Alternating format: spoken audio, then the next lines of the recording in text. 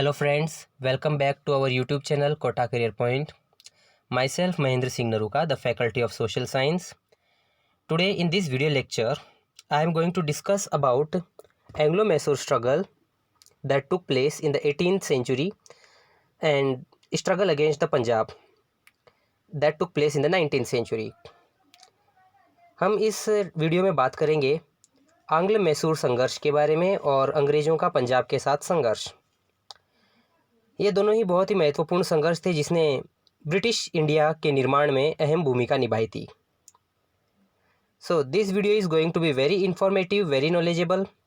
Please keep watching this video till the last minute. तो आइए topic की शुरुआत करते हैं। Anglo Mysore war. बेसिकली हमने पार्ट 1 में हमने ये देखा था कि किस तरह से अंग्रेज़ों ने मराठाओं से लोहा लिया, मराठाओं की ताकत को ख़त्म किया और मराठा साम्राज्य में अपना साम्राज्य स्थापित किया था। और इसी तरह इन्होंने मैसूर वाले राज्य में भी अपना साम्राज्य स्थापित किया था। मैसूर आज के दिन में modern day it is situated in Karnataka. तो कर्नाटक और उसके आसपास के क्षेत्र वाला रीजन जो है वो एक देशी रियासत हुआ करता था, लेकिन उसको अंग्रेज़ों ने ब्रिटिश इंडिया का पार्ट बना लिया। So how they made it British part, कैसे और कब इन्होंने ये सब चीज़ें हासिल कर ली, तो इसी को हम विस्तार से जानते हैं। एक टॉपिक है एंग्लो मैसूर वार, एग्जाम में 6 मार्क्स के लिए पूछा जाने वाला टॉपिक है। तो the first Anglo Mysore war that took place from 1767 to 1769।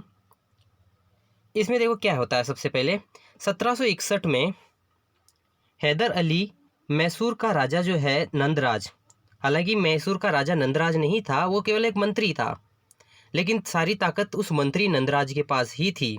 यहाँ पर हम टर्म यूज़ करेंगे किंग नंदराज बजाय मिनिस्टर नंदराज के। Hyder Ali defeated Mysore king Nandraj. 1761 में हैदर अली ने मैसूर के राजा नंदराज से सत्ता छीन ली और सर्वे सर्वा बन गया, बिकेम द सुप्रीम अथॉरिटी। फिर इन 1766 नंदराज की मृत्यु हो जाती है और उसके बाद में हैदर अली का काम और आसान हो जाता है।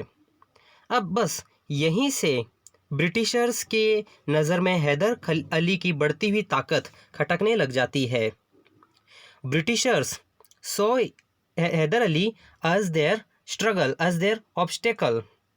तो ब्रिटिशर्स ने क्या किया? ब्रिटिशर्स ने एक चालाकी की। They took diplomacy stunt, they took favour of Marathas and Nizams to counter Hyder Ali's increasing power.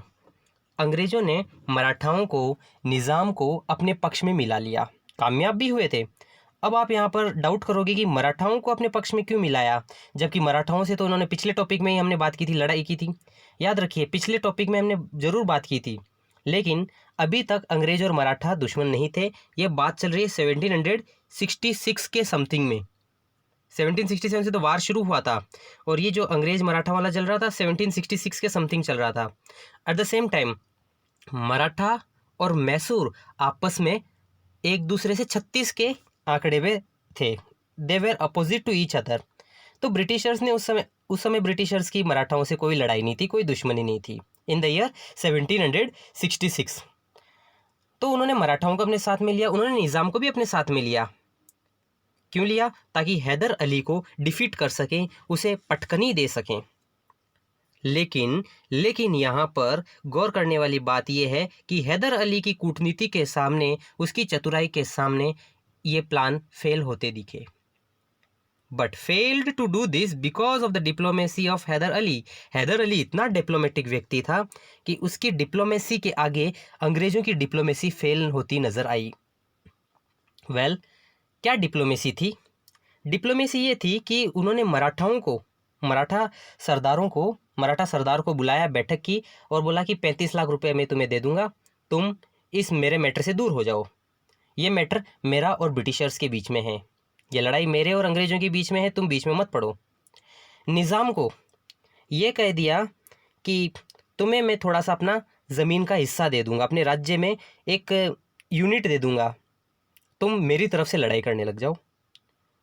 और इसी तरह से अंग्रेज़ों को मराठाओं और निज़ाम ने धोखा दे दिया लास्ट में।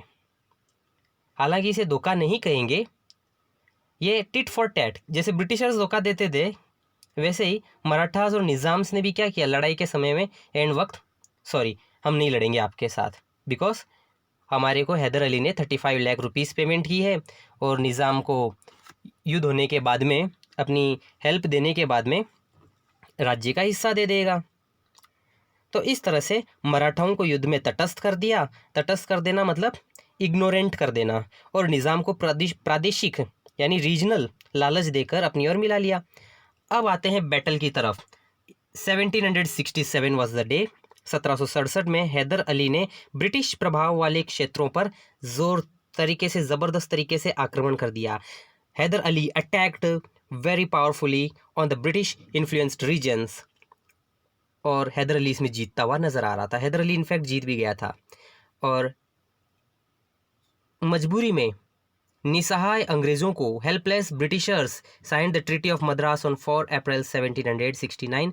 4 अप्रैल 1769 को हेल्पलेस ब्रिटिशर्स को मद्रास की संधि साइन करनी पड़ती है। अब ट्रीटी की शर्तें देखो, जैसे मैं पहले बताते आ रहा था, भारत की जो रीजनल पावर्स थी इनको ट्रीटी करनी नहीं आती थी, इन्हें कोई संधि करनी नहीं आती थी। क्यों नहीं आती थी? क्योंकि ये ट्रीटी में शर्त क्या रखते थे कि मेरे जीते हुए इलाके वापस मुझे लौटा दो, माफ़ कीजिए, मेरे हारे हुए इलाके जो तुमने जीते हैं वो वापस लौटा दो, और ये कोई 40-50 हज़ार रुपये का युद्ध हर्जाना दे दो। जबकि अंग्रेज़ जीतते तो वो 1-2 करोड़ से कम नहीं मांगते, और इसके साथ ही और भी कई चीज़ें उनके कंट्रोल में आ जाती थी। फिर हम बात करेंगे सेकेंड एंग्लो मैसूर वार के बारे में। द सेकेंड एंग्लो मैसूर वार, ये वार चला था 1780 से लेकर 1784 के बीच में। यहाँ पर लेफ्ट साइड में, राइट साइड में आप टीपू सुल्तान की तस्वीर देख रहे हैं, ये हैदर अली का बेटा था। अब देख, ब्रिटिशर्स जो है पहले युद्ध में जो हार हुई थी in the first Anglo Mysore war, Britishers were the losing party. They wanted to take revenge, बदला। They wanted to take revenge, बदला लेना है। और उन्होंने क्या किया, जो फर्स्ट ट्रीटी थी उसकी शर्तों को धीरे धीरे क्या करने लग गए, इग्नोर करने लग गए। और तो और जो गुंटूर था, आज के आंध्र प्रदेश में जो गुंटूर नाम का इलाका है, उस पर अंग्रेजों ने कब्जा कर लिया। सो हैदर अली वॉज अनॉयड, बोला कि एक तो शर्तें नहीं मान रहे हो तुम लोग, और ऊपर से मेरे इलाके पर कब्जा भी कर रहे हो, what nonsense is this. Hyder Ali ने बोला मैं और इस चीज़ को डाइजेस्ट नहीं कर सकता, मैं और इस चीज़ को सहन नहीं कर सकता, I can not tolerate any more now. तो हैदर अली ने मराठाओं को अपने पक्ष में मिला लिया। हालांकि इस वक्त में 1780 के आसपास में मराठा अंग्रेज़ों की चाल अच्छे से समझ चुके थे, तो हैदर अली मराठाओं और निज़ाम को अच्छी तरीके से अपने साथ मिलाने में कामयाब होता है। पहले वार में मराठा हैदर अली के साथ नहीं थे, ध्यान रखिए, वो केवल इग्नोरेंट पक्ष के थे कि हम किसी का साथ नहीं देंगे, तुम जानो तुम्हारा मैटर जाने। लेकिन इसमें मराठाओं ने बोला हम तुम्हारे साथ देंगे, एक रीजनल पावर का हम साथ देंगे और ब्रिटिश पावर को भगा देंगे हम। तो हैदर अली ने मराठाओं को, निज़ाम्स को अपने साथ में मिला लेता है। तो यहाँ पर क्या होता है, जुलाई 1780 में युद्ध शुरू हो जाता है। In July 1718 the war started. Hyder Ali को इनिशियली काफ़ी ज़्यादा सक्सेस मिल रही थी, he was getting success initially, शुरू में, और अंग्रेज़ हार रहे थे। इससे क्या है कि हैदर अली की आर्मी का हौसला काफ़ी बढ़ गया था। बट एक चीज़ है, ये जो डेट है दिसंबर 1782, there was a turning point, there was a big setback to the Mysore power, there was a breakthrough for the Britishers. अंग्रेजों को एक ब्रेक थ्रू मिलता है। क्या मिलता है? हैदर अली मर जाता है। After his death, after Hyder Ali's death, the Britishers took full benefit, जितना बेनिफिट हो सकता है हो सके, क्योंकि एक डिप्लोमेटिक आदमी मरा। And then come the role of this Tipu Sultan. अब जैसे डिप्लोमेसी खत्म होती है तो मराठास भी अपने हाथ खींच लेते हैं पीछे से, निज़ाम भी खींच लेते हैं। अकेला Tipu Sultan, but he was fighting like a brave warrior. लेकिन कब तक? ये 1 साल तक स्ट्रगल कंटिन्यू होता गया। इससे अंग्रेज़ों को भी नुकसान हुआ, टीपू सुल्तान की आर्मी को भी नुकसान हुआ, और फाइनली दोनों ने परेशान होकर ट्रीटी ऑफ मैंगलोर साइन कर ली। Treaty of Mangalore was signed on 11 March 1784 with minor conditions. क्या माइनर कंडीशंस थे? कि एक दूसरे के विजित प्रदेश वापस कर देंगे, यानी कि we will return our winning regions जो भी एक दूसरे के जो विनिंग प्रदेश है, एक दूसरे के जो वन पावर्स हैं, वो वापस से कर देंगे। ना तुम हारे ना हम हारे, ना तुम जीते ना हम जीते, द बैटल वॉज इनडेसिसिव, अनिर्णायक रहता है ये दूसरा युद्ध। सो वेल, आगे प्रोसीड करते हैं थर्ड एंग्लो मैसूर स्ट्रगल के बारे में। थर्ड एंग्लो मैसूर वार 1790 से लेकर 1792 के बीच चलने वाला third Anglo Mysore war. Let's see क्या होता है। तृतीय आंग्ल मैसूर संघर्ष के कारण क्या थे? अंग्रेज मैसूर का प्रभाव समाप्त करना चाहते थे। Means this was the one bigger reason, the Britishers wanted to end the influence of the Mysore. Mysore का प्रभाव खत्म करना है। और टीपू क्या चाहता था? टीपू जो है, टीपू सुल्तान यानी टीपू मालाबार की सुरक्षा के लिए कोचीन में स्थित डच दुर्ग, जिसे कहते हैं कन्नूर या कागनूर भी कहते हैं, और दूसरा आइकॉट, इन दोनों को खरीदना चाहता था। मालाबार रीजन जो है, केरल वाले के आसपास वाला रीजन जो है, उसकी सिक्योरिटी के लिए, उसको सेफगार्ड करने के लिए ये डच किले खरीदना चाहता था। एक तो था कन्नूर, एक था आइकॉट। टीपू सुल्तान ऐसा करना चाहता था, लेकिन the king of Travancore bought them. और किंग ऑफ ट्रावणकोर कौन है? ये अंग्रेजों के द्वारा, ये अंग्रेज सपोर्टर व्यक्ति है। ये अंग्रेजों का काफ़ी गुलाम, एक तरीके से पपेट है, उसकी कठपुतली है। तो अंग्रेज समर्पित ट्रावणकोर के राजा ने इन्हें खरीद कर टीपू को क्या कर दिया? नाराज कर दिया। Tipu was annoyed, Tipu was angered very badly. क्यों? क्योंकि ये तो मैं खरीदना चाहता था, ये डच फोर्ट्स में खरीदना चाहता था और तूने खरीद लिया। सो टीपू को आया गुस्सा और उसने ट्रावणकोर के राजा के ऊपर कर दिया अटैक लॉन्च। सो टीपू अटैक्ड हिम, और जैसे वो वहाँ पर अटैक करने गया तो मैसूर वाला रीजन जो है, वहाँ पर क्या अटेंशन हटा टीपू का, और Britishers took full advantage of it और उन्होंने मैसूर पर अटैक कर दिया। तो अप्रैल 1790 में टीपू ने ट्रावणकोर पर आक्रमण कर दिया और लॉर्ड कॉर्नवालिस ने एक बहुत बड़ी आर्मी के साथ मैसूर पर आक्रमण कर दिया। टीपू ने वीरतापूर्वक मुकाबला तो किया, बट फाइनली 23 फरवरी 1792 को इन्होंने एक संधि कर ली। That treaty is called treaty of Srirangapatnam, और ये 23 फरवरी 1792 को साइन की गई थी। इस संधि से मैसूर में क्या होता है? देखो, ये अंग्रेज इसमें लगभग जीत चुके थे थर्ड एंग्लो मैसूर वार में। और अब ट्रीटी देखना आप, इस ट्रीटी की शर्तें देखना, द हार्श कंडीशंस जो अंग्रेजों ने मैसूर के ऊपर थोपी। पहली शर्त, आधा मैसूर अंग्रेजों को दिया जाएगा। दूसरी शर्त, 3 करोड़ रुपए वार कंपनसेशन के तौर पर पे किए जाएंगे। तीसरी शर्त, अपने दोनों बेटों को ब्रिटिश कस्टडी में एक अपराधी के तौर पर, या फिर एक मतलब उनके ऊपर एक विलिंग के तौर पर सौंपना पड़ेगा, ताकि आगे भविष्य में तुम कोई गुस्ताखी ना करो। तो देखो, ये होती है ट्रीटी। अंग्रेजों की दूरदर्शिता का परिचय देती है, लॉन्ग टर्म विजनरीज थी। भारत के किसी भी राजा ने, जैसे मराठाओं ने फर्स्ट एंग्लो मराठा वार जीता था, हैदर अली ने भी फर्स्ट वाला वार जीता ही था, लेकिन उनकी शर्तें बेचारों की कभी ऐसी नहीं रही। उनकी मामूली सी शर्तें थी कि तुम इंटरफियर नहीं करोगे हमारे मामले में, हमारे जीते हुए, हमारे हारे हुए रीजन हमारे को वापस लौटा दो। लेकिन यहाँ पर देखिए, इन्होंने 3 करोड़ रुपए मांग लिए। इससे क्या है कि राज्य कंगाल हो गया, गरीब हो गया। बोला कि तुम्हारे दोनों बेटों को हमारी ब्रिटिश कस्टडी में दे दो, हमारी हिरासत में दे दो, ताकि आगे चलकर तुम किसी तरह की अगर कोई चालबाजी करो तो हम तुम्हारे बेटों के नाम पर हम तुमसे सौदेबाजी कर सकें। So that was the turn कि कैसे ब्रिटिशर्स काम करते थे, कैसे how they acted in this. ठीक है, तो यहाँ पर 3 शर्तें थी। क्या थी? सबसे पहले, मैसूर का आधा भाग अंग्रेजों के पास चला गया। दूसरी शर्त, युद्ध क्षति के रूप में 3 करोड़ रुपए की राशि अंग्रेजों को देनी पड़ी, प्लस अपने दोनों पुत्रों को बंधक के रूप में अंग्रेजों के पास रखना स्वीकार करना पड़ा। ये स्वीकार टीपू सुल्तान को करना पड़ा। मीन्स टीपू सुल्तान अब कम्प्लीटली क्रश हो चुका था बेचारा। He was totally crushed. करें तो करे कहाँ, क्या जाए तो जा कहाँ।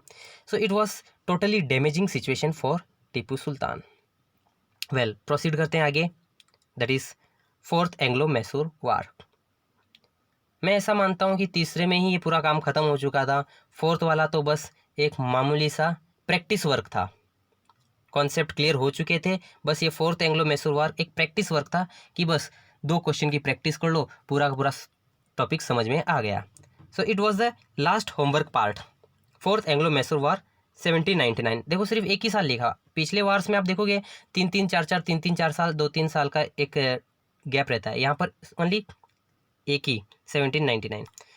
1799 में लॉर्ड वेलीजली जो है गवर्नर बनता है। Governor was very powerful position, ठीक है, गवर्नर बहुत ही मजबूत पोजीशन हुआ करती थी। तो आप ऐसे कॉन्सेप्ट्स देखने को मिलेंगे आपको, गवर्नर है, गवर्नर जनरल है, फिर इसके बाद में वाइस रॉय है। तो ये सब कॉन्सेप्ट जो है ये देश की राजनीति में टॉप पोजीशन पर हुआ करती थी। तो गवर्नर सबसे शक्तिशाली हुआ करता था इंग्लिश ईस्ट इंडिया कंपनी के रूल के दौरान, और ब्रिटिश क्राउन के टाइम पर वाइस रॉय सबसे पावरफुल हुआ करता था।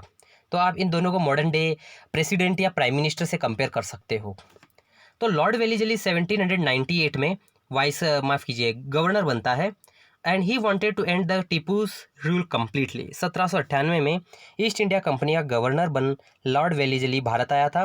वेलीजली एक साम्राज्यवादी गवर्नर था, यानी कि इंपीरियलिस्ट गवर्नर था। उसने तय किया कि टीपू को पूरी तरह से समाप्त कर दिया जाए या उसे पूर्णतया अपने अधीन कर लिया जाए और make him completely under British control. तो उन्होंने क्या किया, सबसे पहले इससे पहले वो ploy of subsidiary alliance which Tipu rejected, यानी कि सब्सिडियरी अलायंस का एक ढोंग, एक स्वांग रचा, यानी कि सहायक संधि करेंगे हम, सब्सिडियरी अलायंस का नाटक रचा जिसको टीपू सुल्तान ने कंप्लीटली इग्नोर कर दिया। अप्रैल 1799 में, अच्छा सब्सिडियरी अलायंस क्या होता है कि एक ऐसी अलायंस होती है जिसमें आर्मी ब्रिटिशर्स देगी लेकिन उसका खर्चा ये देशी रियासतों के राजाएं देंगे। दूसरी चीज़, किस देश में दौरा करना उस राजा को, किस देश से संपर्क रखना है, वो ब्रिटिश डिसाइड करेंगे। तीसरी चीज़, अगर कोई भी चूक हुई तो उस राज्य को हड़प लिया जाएगा। So this was the subsidiary alliance. तो इससे क्या है कि हमारे रीजनल पावर्स कमज़ोर हो गए। इसमें टीपू सुल्तान ने तो रिजेक्ट कर दिया, लेकिन दूसरे राजाओं ने इसको सेलेक्ट कर लिया, एक्सेप्टेड कर लिया। 1799 अप्रैल में वेलीजली ने टीपू के खिलाफ एक कैंपेन लॉन्च किया था। टीपू सुल्तान के विरुद्ध अभियान प्रारंभ कर दिया गया अप्रैल 1799 में। फिर 4 मई 1799 को टीपू सुल्तान लड़ते हुए शहीद हो जाता है, और इसी दिन जो है श्रीरंगपट्टनम का जो फोर्ट है वो अंग्रेज़ों के कब्ज़े में आ जाता है, and Britishers got complete control over Mysore. कब? 4 मई 1799 को। तो इस तरह से अंग्रेज़ों ने मैसूर राज्य को अपने पक्ष में ले लिया। They gained full control on Mysore. This was how Britishers were cheap, they were ployed, how they were completely distracting. तो इससे हमारे देश को काफ़ी नुकसान होता है। आगे हम बात करेंगे अंग्रेज़ों का पंजाब के साथ संघर्ष। ये एक लड़ाई का दृश्य है। This was the first Anglo Sikh war. अंग्रेजों और सिखों के बीच में होता हुआ युद्ध है ये। Struggle of the British against Punjab, important है ये, अगेन 6 मार्क्स टॉपिक है। तो अफगानिस्तान का जो रूलर है उसने रणजीत सिंह को पंजाब का गवर्नर बनाया था। ये पहले भी डिस्कस कर चुके हैं सेकेंड चैप्टर में। अफगानिस्तान के शासक ने रणजीत सिंह को पंजाब का गवर्नर बनाया।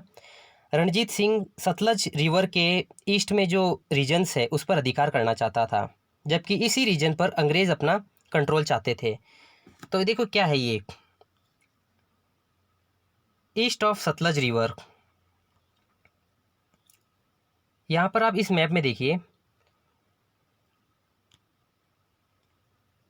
ये जो रीजन है ये कंप्लीट पंजाब है। इस पंजाब वाले रीजन में आप देखोगे ये सतलज नदी है। इस सतलज नदी में 2 डायरेक्शन, एक तो ये ईस्ट वाला रीजन, इस रीजन पर रणजीत सिंह कब्जा करना चाह रहा था क्योंकि रिच था। अब इस जूम आउट मैप में देखिए, यहाँ पर ये सतलज नदी है। इस सतलज नदी के इस वाले हिस्से में अंग्रेज़ भी कब्जा चाहते थे, रणजीत सिंह भी चाहता था, because of its natural richness. Agriculture fertile है, काफ़ी ज़्यादा प्रोडक्टिव है, and for the varieties of other regions also. Delhi के भी नज़दीक है, सेंटर ऑफ पावर के ज़्यादा नज़दीक है। तो वेराइटीज़ ऑफ रीजंस थे जिसकी वजह से रणजीत सिंह यहाँ पर कब्जा करना चाहता था। तो अंग्रेज़ भी अपना आधिपत्य, अपना कंट्रोल चाहते थे।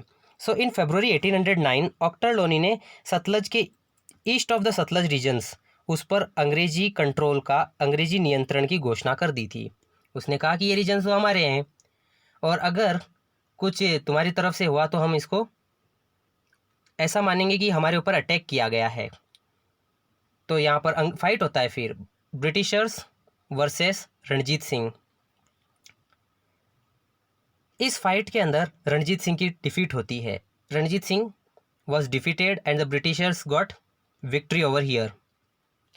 और इसके बाद में ट्रीटी ऑफ अमृतसर साइन की जाती है 1809 में। 1809 के अंदर अमृतसर की संधि साइन की जाती है। Treaty of Amritsar was sign in 1809। इसी ट्रीटी में यानी कि संधि में जो है ऐसा माना गया कि ईस्ट वाले रीजन्स में अंग्रेज का रूल करेंगे और वेस्ट वाले में रणजीत सिंह को छूट दी गई कि वो वेस्ट वाले में कितना ही कर सकता है। वह ठीक ठाक चला ये काम। But after Ranjit Singh death everything changed. अंग्रेज फ़ायदा उठाने की सोचने लग गए कि राजा तो मर गया, अब इसके पीछे राजा कौन बनता है, पावरफुल होता है कि नहीं होता है। All this factors came into the dirty mind of Britishers. Kharak Singh ruler बनता है। खड़क सिंह रूलर बनने से क्या है कि खड़क सिंह के अंदर कौशल योग्यताएं कुछ नहीं थी, जिसके वजह से कश्मीर के जो डोगरा ब्रदर्स थे उनका हस्तक्षेप बढ़ गया पंजाब में और ब्रिटिशर्स ने इनको और ज़्यादा मोटिवेट किया, हाँ तुम करो ऐसा, तुम उनके खिलाफ जाओ। Britishers took full advantage. दो की लड़ाई के बीच में अंग्रेजों ने भरपूर फ़ायदा उठाया इस अनइवन सिचुएशंस का। और इसी तरह से फर्स्ट एंग्लो सिख वार जो है कंपलसरी हो जाता है। तो यहाँ पर फर्स्ट एंग्लो सिख वार के बारे में हम जानेंगे। द फर्स्ट एंग्लो सिख वार एक साल के बीच में रहा, 1845-1846। गवर्नर जनरल लॉर्ड हार्डिंग ने 13 दिसंबर 1845 को युद्ध की घोषणा कर दी, डिक्लेयर्ड वार पंजाब के ऊपर, जिसमें सिख आर्मी जो है 1846 के अंदर हार चुकी थी। तो यहाँ पर 13 दिसंबर 1845 में पहली लड़ाई हुई थी और 10 फरवरी 1846 को सब्राओ के युद्ध में सिखों की एक डेसिसिव डिफीट हुई, निर्णायक हार हुई। 13 फरवरी 1846 में ब्रिटिशर्स ने लाहौर पर कब्जा कर लिया और 1 मार्च 1846 को ट्रीटी ऑफ लाहौर होती है, यानी लाहौर की संधि होती है। उसकी शर्तें देखिए आप, उनकी शर्तों को देखकर आपको लगेगा कि अंग्रेज again one more time they became heavy on the Sikh. Jalandhar Doab जो है वो अंग्रेज़ों के पक्ष में जाएगा और सिख आर्मी जो है 1.5 करोड़ रुपए, 1.5 करोड़ रुपीस वार कंपनसेशन के तौर पर पे करेगी। इसके बाद में भी अंग्रेज़ों का मन नहीं भरा, वो और कंट्रोल करना चाहते थे पंजाब के एडमिनिस्ट्रेशन में। The Britishers wanted to control more and more of the administration of Punjab. और ऐसा तब तक जब तक रणजीत सिंह का बेटा दलीप सिंह अडल्ट नहीं हो जाता। अडल्ट होने का यहाँ पर मतलब है वयस्क, 18 ईयर्स ऑफ एज। तो इन्होंने supplementary treaty of Bhairowal sign की, जिसके तहत क्या था कि दलीप सिंह जो है और उसकी माँ जो है वो केवल संरक्षक बने रहेंगे, गार्डियंस बने रहेंगे, एक्चुअल पावर उनके पास नहीं रहेगी। तो ट्रीटी, ये सप्लीमेंट्री ट्रीटी है 26 दिसंबर 1846 को। सप्लीमेंट्री ट्रीटी मेन ट्रीटी से थोड़ी अलग होती है, यानी मेन ट्रीटी में कुछ कसर रह गई थी, जो कि ये लाहौर ट्रीटी थी, इसमें कुछ कसर रह गई तो उन्होंने सप्लीमेंट्री ट्रीटी साइन की थी। आप सभी बोर्ड एग्जाम्स में सप्लीमेंट्री शीट्स लेते हो, एक्स्ट्रा आंसर शीट्स लेते हो, कहते हो सप्लीमेंट्री। तो वो सप्लीमेंट्री क्यों ली जाती है? ताकि और आंसर्स हम ऐड करें और अपने नॉलेज का हिस्सा शेयर करें। So supplementary treaty of Bhairowal was also sign on 26 December 1846 और इस तरह से अंग्रेज पंजाब के एक भाग के स्वामी बन गए थे। And the last but not the least one, the second Anglo Sikh war. तो यहाँ पर आप देखो, इस मैप में एक चीज़ मैं बताना भूल गया आपको। यहाँ पर आप देख लीजिए कि ये जालंधर दोआब जो है, इसे जालंधर दोआब कहा जाता है। बेसिकली आप देखिए इस रीजन को पंजाब क्यों कहा जाता है? 5 रिवर सिस्टम्स के द्वारा ये हिस्सा बना हुआ, 1, 2, 3, 4 एंड 5। तो ये 5 रिवर सिस्टम्स के द्वारा बना हुआ रीजन पंजाब है। ये पाकिस्तान वाले हिस्से में भी, इंडिया वाले हिस्से में भी। यहाँ पर इस वाले रीजन को अंग्रेजों ने ट्रीटी ऑफ लाहौर में अपने अंडर में लिया था। लाहौर में ट्रीटी हुई और उस ट्रीटी के अकॉर्डिंग बोला कि ये जालंधर दोआब हमारा है। इसके अलावा लाहौर जो है हमारे को कुछ तुम्हारे खर्चे पर हमारे सैनिकों को पैसा देगा, and varieties of other conditions were also given to the Sikhs. Okay, let's talk about the second Anglo Sikh war. द्वितीय आंग्ल सिख संघर्ष 1848-1849 में, 1848-1849। ये बस एक अधूरे काम को पूरा करने जैसा था। फर्स्ट में कंप्लीट कर चुके थे, सिख कमज़ोर हो चुके थे। सो सेकेंड एंग्लो सिख संघर्ष का रीज़न क्या होता है कि 1847 में अंग्रेज़ों द्वारा पंजाब में कुछ ऐसे रिफॉर्म्स किए गए थे जो कि एंटी सिख थे, यानी सिख विरोधी सुधार किए गए थे। क्या थे कि सैनिकों को मुक्त कर दिया गया। मुक्त कर देना मतलब अपनी सर्विसेज से सैनिकों को हटा देना। रानी जिंदा के अधिकारों को छीन लिया गया। रानी जिंदा कौन थी? She was the wife of Ranjit Singh. तो रणजीत सिंह की वाइफ के अधिकारों को कम्प्लीटली छीन लिया गया। पहले तो उसे बोला गया था कि आप सिर्फ गार्डियन बन के रहें, फिर उनको कहा कि आप यहाँ से चले जाइए, आप बनारस के पास चले जाइए, हम आपको 1.5 लाख रुपए पेंशन दे देंगे, आपका जो भी गुजारा भत्ता होता है, जो भी आपका खर्चा होगा वो हम दे देंगे। बाद में उसको कैद कर लिया और चुनार के फोर्ट में भेज दिया। बोला कि आप षड्यंत्र रचते हो, आप हमारे खिलाफ साजिशें रचते हो। So in this way anti Sikh reforms था ये। तो रानी जिंदा को हटा दिया गया था।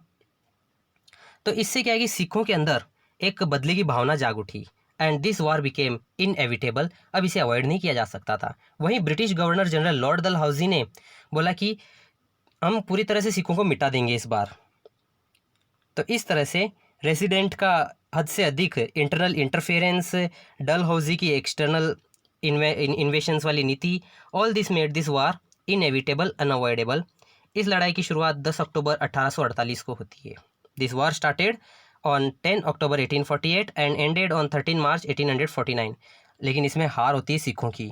हार होती है सिखों की। सिखों में जो पावरफुल लीडर्स थे, शेर सिंह, छतर सिंह, इसके अलावा जो है मूलराज, ऐसे अदर सिख्स जो है उनको सरेंडर करना पड़ता है, अंग्रेज उन्हें बंदी बना लेते हैं। और इस तरह से सिखों ने अपनी हार मान ली थी। डलहौजी ने 29 मार्च 1849 को एक घोषणा की, एक डिक्लेरेशन किया कि पंजाब को अब ब्रिटिश भारत में मिला लिया गया है। अब ये इंडिया का ही पार्ट है पूरा का पूरा पंजाब। इससे अब पंजाब की जो बाउंड्रीज है वो अफगानिस्तान से टच हो गई थी। इस घोषणा से पंजाब के स्वतंत्र राज्य का अस्तित्व टोटली मिट गया। डलहौजी अनेक्स्ड यानी added Punjab in British India through a declaration, और ये बनाया गया था 29 मार्च 1849 को। So this is the end of this video. Thanks for watching this video. Have a nice day.